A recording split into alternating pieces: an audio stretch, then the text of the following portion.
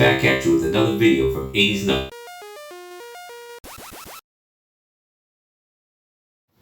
Hey guys, okay, so today starts off a series of stories that I'm gonna tell you guys about things that occurred in my lifetime. And the stories are not just for my fans, but also for my children and someday my grandchildren. Stories to remember me by after a long time. Okay, so this particular story is about the Chevy Camaro. And in order to give you a more accurate context, I need to start from the very beginning. So, in the beginning, the neighborhood that I lived in had a ton of kids.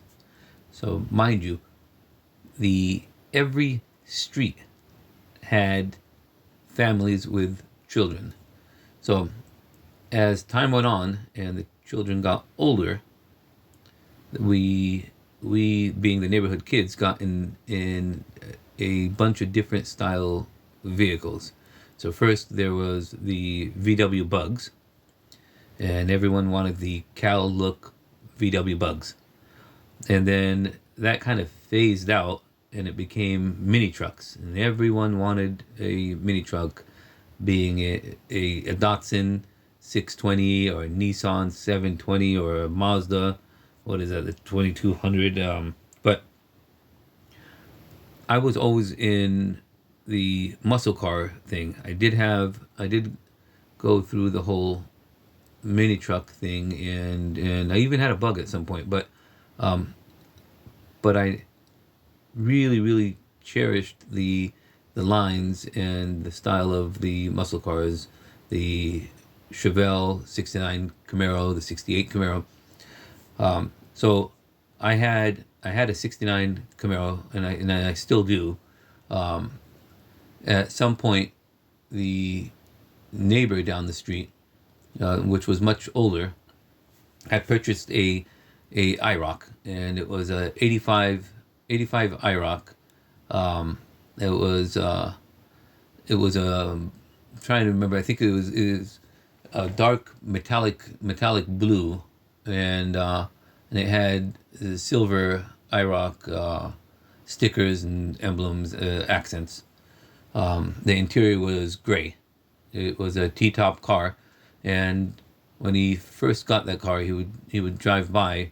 Mind you, I had the 69 Camaro, and this wasn't, back then, it wasn't no rotisserie job car. The car was an original Z28. At some point, the intake manifold was replaced with an Edelbrock Torker manifold. The exhaust manifolds got replaced with some hooker headers. So it had some things here and there, but when that IROC drove by, and it was just something else. It was the new look, and I really wanted IROC, and I loved the way the car looked.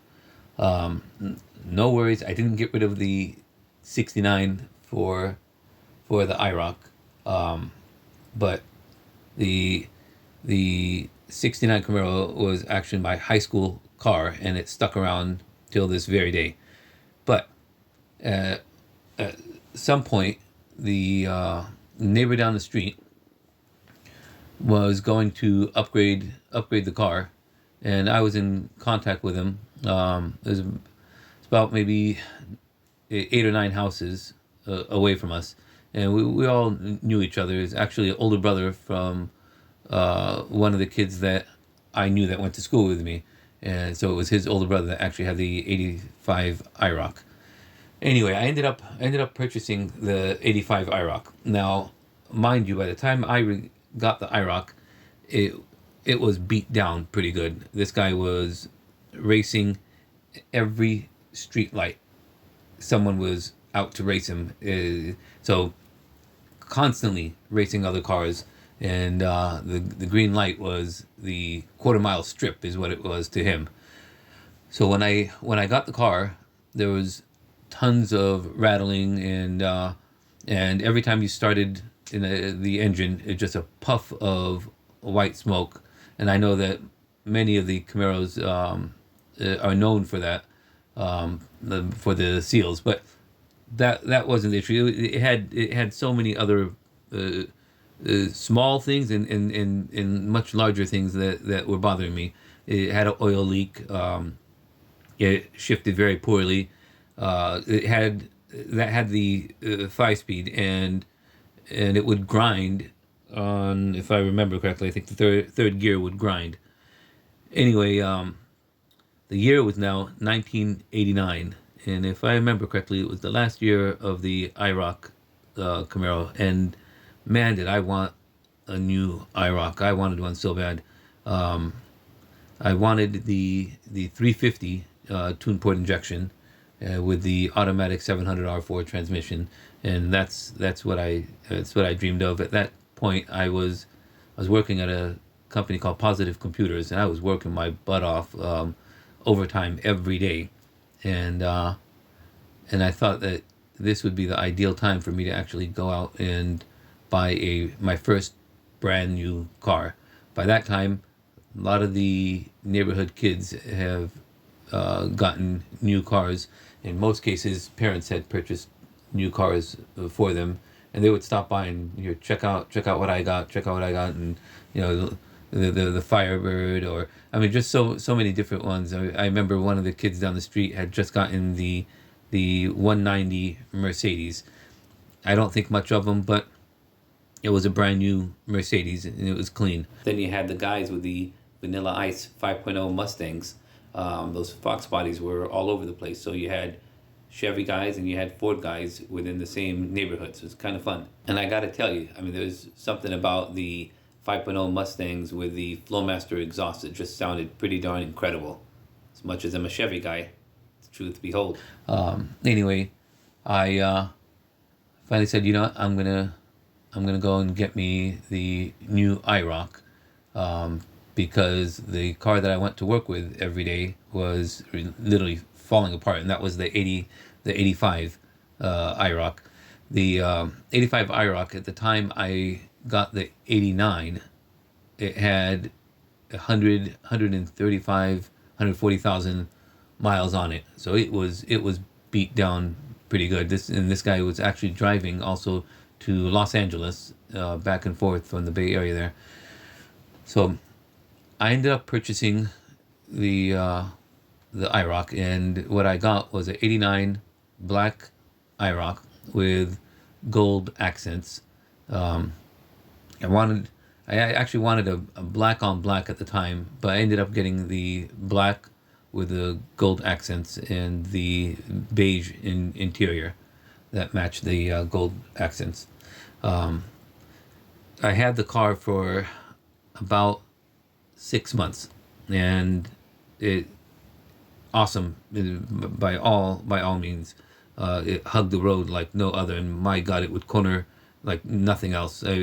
I mean, compared to riding so many other classic cars and newer cars, this thing was really tight, and it was really, at the time it felt like a rocket. Anyway, about 6 months went by, and I started noticing that the trunk lid, right below the rear spoiler, the trunk lid was actually almost fading. It was a different color than the rest of the car, and the rest of the car was this beautiful glossy black that was just incredible. And what I would do is a couple times I had waxed it, while I waxed the entire car, and it bothered me, but I never got to the point where I said, okay, I'm going to go back to the dealer. But strangely enough, I ended up getting a letter in the mail that informed me that there was actual repair recall, for the trunk lid. And I made an appointment there for the service department, the dealer, and I went there, dropped off the car. The guy had said that it shouldn't take more than 2 days. More likely, we'll give you a call in about a day. And about about, I think it was 2 days had gone by. I got a call that the car was ready for pickup, and I went to the dealer. Now, mind you, the dealers of the past are different than today in the means of, I think most of the dealers of the past had these huge, full blown body shops. And I'm not talking just to do lot and transport. I'm talking they were full blown where they were actually doing collision damage, and they would be in the backs of these dealers, and we're talking about authorized dealers, so authorized Chevrolet dealers, authorized Ford dealers. These dealers would actually have body shops, and they were large dealers. Well, I went there to go pick up the car, and the guy said, "Okay, we'll be bringing it right out."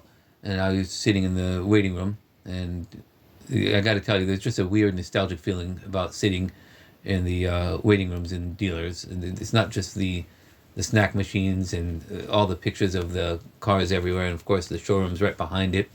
But there's also this particular vending machine that I absolutely love, and it's those old vending machines that drop a cup and then drop some shredded ice and then pour your soda there, your cola, right? You click on that Coca-Cola, and it's just, that flavor was just insane. I don't know if it's just the way that I remember it, or that truly is what it was. It's not comparable. But I remember getting my soda there, and it was pretty cheap. The darn thing was like 35 cents. Some of those machines even had soup in them and hot chocolate. But I would always go to this machine that had the cola. About 20 minutes or so went by while I was sitting there, and I thought, no one's come to approach me and let me know the status of the car. The car didn't drive up to the service area, and I thought, you know what? There's nobody standing out here, and I might as well walk back there and see what's going on. So I moseyed along to the back of the warehouse, the back of the dealer there, and the very end of the lot that's in the back side of the dealer is the body shop. And this is a huge body shop.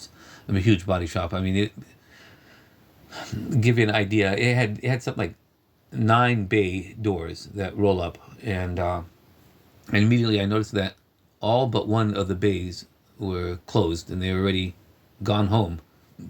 And the last bay to the far left was open.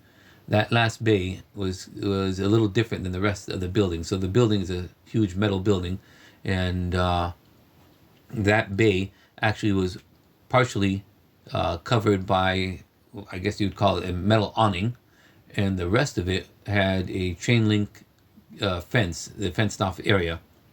So I walked to that open bay, and lo and behold, my car was right there. It was still wet, and there was still soap suds on the car, and there was nobody around. So I walked into that bay, and it was deep. The bay was as deep as the building, but it was separated from the building. There was an actual door that lets you into the rest of the building, but that bay would come down, and it would separate the big parking lot of the dealer, and it would be open to the big fenced off area. So I walked past my car, and I was just looking around at the car, and as I walked to the front nose of the car, I noticed a bunch of hoods up against the back of the wall there. When I say a bunch, I'm not talking like 10 or 15. It was more like 50 to 75 hoods. And you Camaro guys know, you could take one glance at a particular hood and say, okay, well, that hood goes to a 70 Camaro, or that hood goes to a 69 Camaro, that hood goes to an IROC. And these were all third generation Camaro hoods. So I walked up to the hoods back there and immediately noticed that they had them all lined up, stacks of maybe 15 per stack leaning up against the wall. There was nothing in between them to protect the paint or anything like that, and the bottom corners were actually on the concrete or asphalt in the back there. The section, even though they were underneath the awning, they were still out in the elements. So there was no protection, nor did they care, from what I'm looking at, nor did they care to actually protect them from the elements. So that they would probably get some sunlight and some rain. But what I noticed was the hoods were coupe hoods. There was that were just plain Jane hoods, and others had the embedded area where you'd have the black paint or sticker for the Z28. And then to the right there were these pallet baskets. Think of what wooden pallets would look like, except these were metal pallets, and on top of them were these large baskets. The baskets have no liner; they're just metal wire baskets, and they're large, the size of a pallet, and they're about I'd say 4.5 feet tall, and the pallets were full to the brim with taillights. What looked like coupe taillights. In fact, they were coupe taillights off of third gen Camaros. As I'm looking at that, I heard behind me, "Can I help you?" And I turned, and there was a kid there. He looked to me like he was 16, but more likely he was somewhere around 18 or 19 years old. And I said, "Yeah, this is my car here." And he's like, "Oh, I'm so sorry. We've been very, very busy. I'm just gonna wash it down real quick. I'll spray it down and dry it for you." He was holding a chamois in his hand, and he looked like he was worked to the bone. I mean, he was completely soaked. And anyway, I said to him, I said, "Well, what's with all the hoods?" And his answer was, yeah, those are upgrades. And they're for upgrades. And what about the taillights? He's like, "Yeah, the upgrade for the IROC conversions." And it was really weird. I kind of stopped there, and I'm thinking to myself, IROC conversions, huh? At that point, I didn't think of any malice or anything like that. I mean, it was the guy seemed so honest, and I was thinking IROC conversions. Oh, people are coming in to swap out their hoods for the IROC hoods, and didn't think much of it. And I said, IROC conversions. He's like, "Yeah, you know what? Just a couple of days ago, they started letting me put the IROC stickers on the doors." And he was so proud of himself from the tone and the way he explained it that he's actually now putting IROC stickers on the doors, and immediately got to me that, okay, so hey, I'm not just detailing cars anymore. I'm actually doing other work, like putting the IROC stickers on the doors. And I said, "Oh, so you put the IROC stickers?" He's like, "Oh," and we clipped the little emblem in there. Now I didn't push it or pursue it any further than that, and I watched him wash the soap off of the suds off of the car and dry the car. And while I'm standing there, it kind of hit me that when I first got to the dealer and I rolled up with the 85 IROC, there was 4 or 5 sales guys standing there. And as soon as I got out, I had glanced, or one of the guys immediately started walking towards me, and I had glanced to him. I try not to make any eye contact with sales guys. I want to just go over, look at the cars that I'm interested in, but I glanced and made some eye contact, and I kept walking. And he said, "Can I help you find a particular car?" And I said, "Yeah, I'm looking for a black IROC, probably this one right here." And I started walking towards this black IROC, and and he said, "Oh, you know what? Let me show you. You don't want that one. Let me show you one that you really, really like." And then at the time, I didn't think anything of it. There was no bells that rang or anything like that. There was nothing that I thought nefarious was going on. But as I'm standing there watching this kid finish dry my car, he's drying my car, and I'm looking at all of those hoods and taillights. I swear it's like a light bulb lit up in my head, and I'm thinking, wait a minute. The guy that approached me, the salesman that approached me, came to me and talked me or persuaded me out of looking at that particular IROC that was out front, the black one. And I'm putting two and two together, and I'm thinking to myself, huh. So what I think happened, they saw me approach with an IROC, and they presumed that, okay, well, you know what? This guy will more likely know, or probably know, the difference between a coupe that now has some IROC accents that they threw on them, and let's take him. Let me show him the actual real IROC that we have, so that way we don't have any problems with a guy that might know that this particular IROC I'm going to show him is not legitimate. So what ended up happening is I ended up buying an actual legitimate IROC, right? But the reason I bring this up is because so many times I go to the Camaro meets and different car shows with IROCs there, and I'm seeing all sorts of ridiculous cars in people claiming IROCs. I kid you not, as God is my witness, I'm looking at a guy that has a IROC with a crossfire injection engine in it, and he's telling me that his car came factory that way from the dealer, and I'm standing there, and I'm not going to debate the dude, but in my mind I'm thinking, wait a minute, crossfire injection, that was like 1982, and they had that in the Crossfire Camaro and the Crossfire Corvette, and man, did they have a ton of problems with that car, with those Rochester carbs. But I know that there was no IROC with a Crossfire engine, but I'm seeing all of these other guys with a high output engine.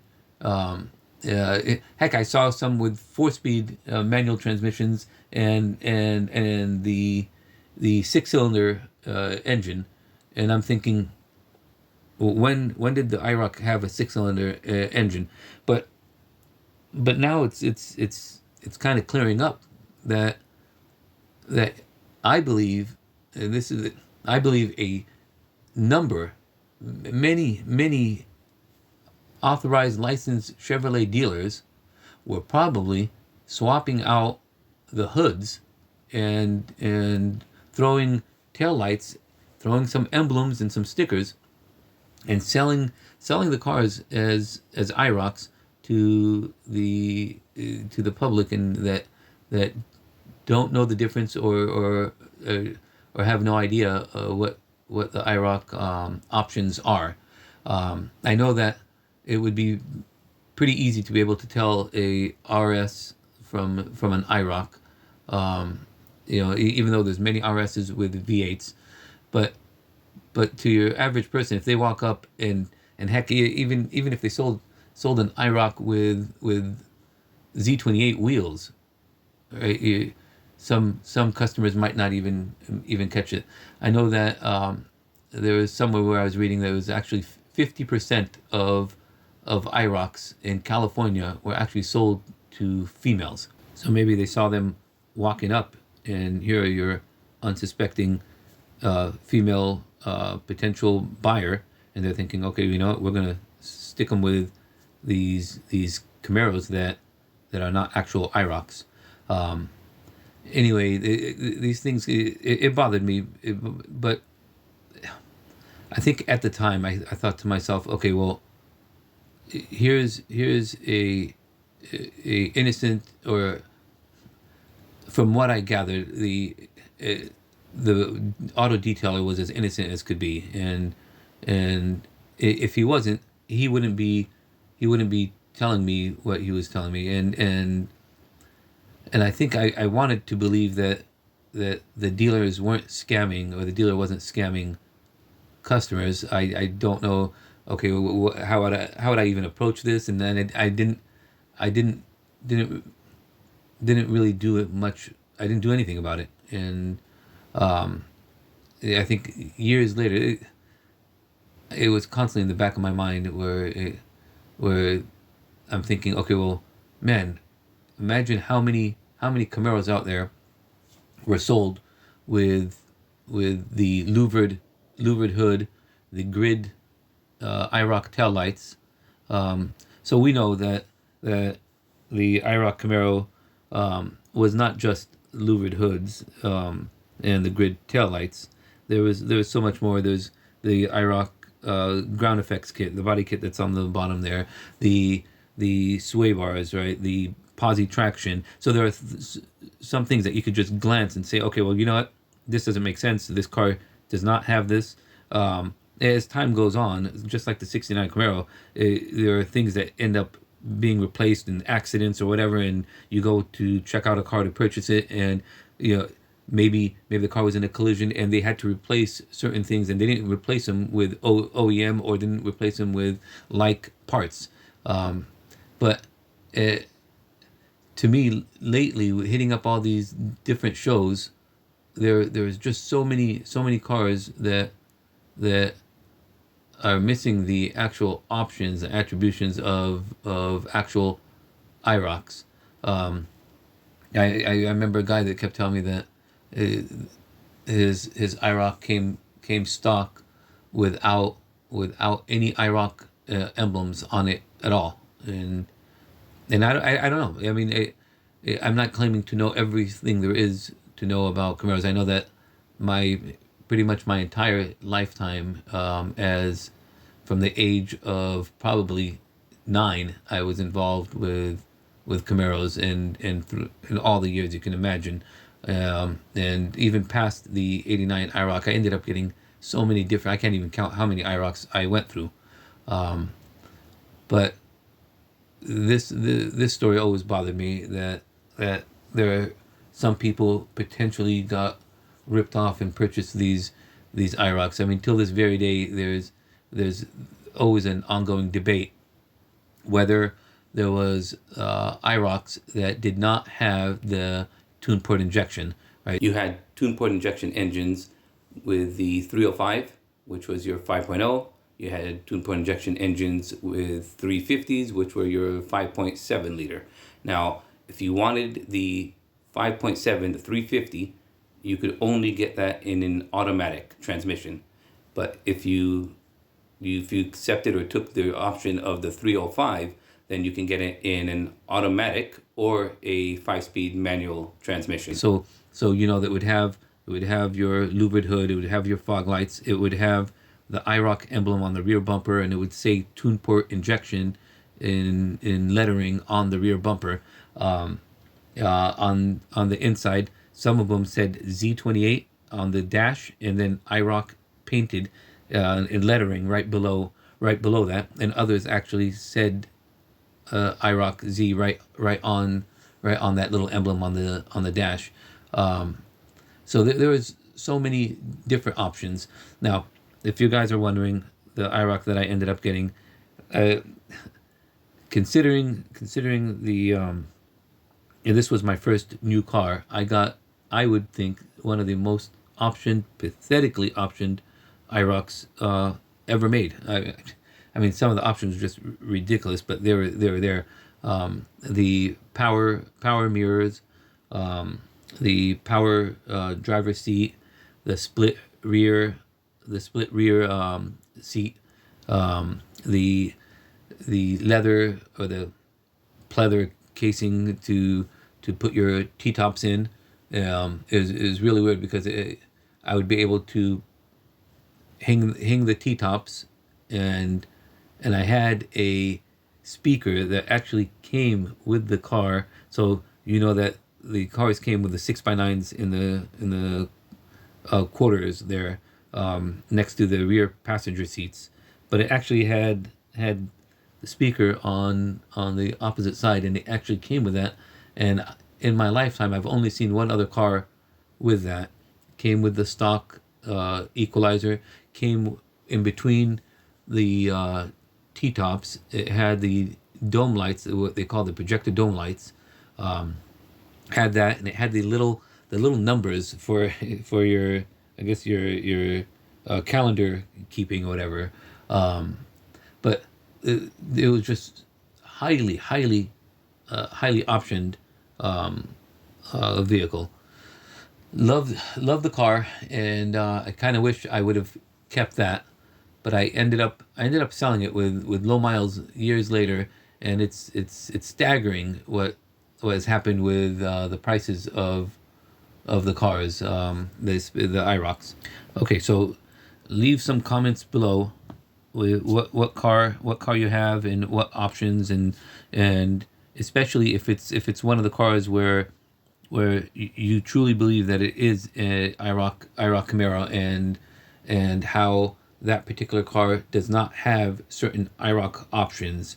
Again, as you guys know, I think it's more difficult to be able to decipher without looking at VINs, and even with VINs, it's more difficult to determine an IROC, a Z28 that's been converted, than an RS or a coupe. All right, those ones, in most cases, will be fairly easy to determine. But put your comments in, and let me know what you guys think about the story, or if you guys actually encountered anything like this in the past. Did you encounter something with a body shop that was doing this? I'm sure body shops is not such a big deal, but man, auto dealers, authorized, licensed Chevrolet dealer, that is something that's staggering to me.